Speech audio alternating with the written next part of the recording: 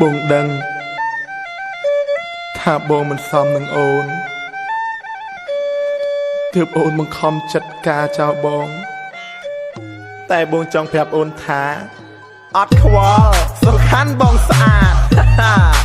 ទោះអត់លុយចាយក៏ដោយតោះឥឡូវឡើងមករងជាមួយខ្ញុំទាំងអស់គ្នាចំថ្ងៃការសង្សារផងកុំគិតច្រើនពេកថាថៃរំយើង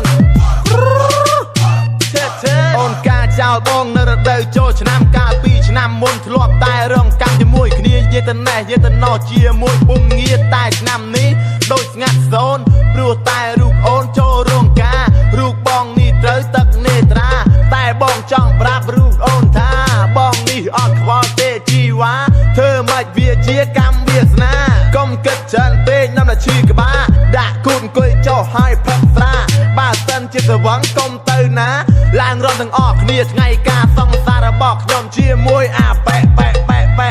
ហេហេប៉ែអាការចណាប៉ែណារំទៀតយើងរំរំទៀតយើងរំទៅកុំនៅបង្អស់តែប្រុសទាំងស្រីឡើងរំជាមួយបត់បីស្នាដៃកូនខ្មែរ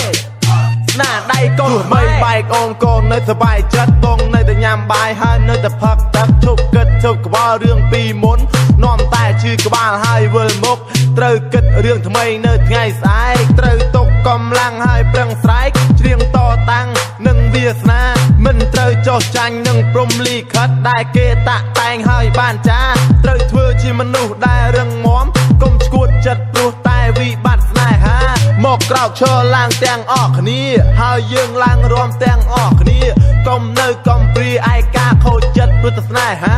ឡើងរំនឹងខ្ញុំបានទេ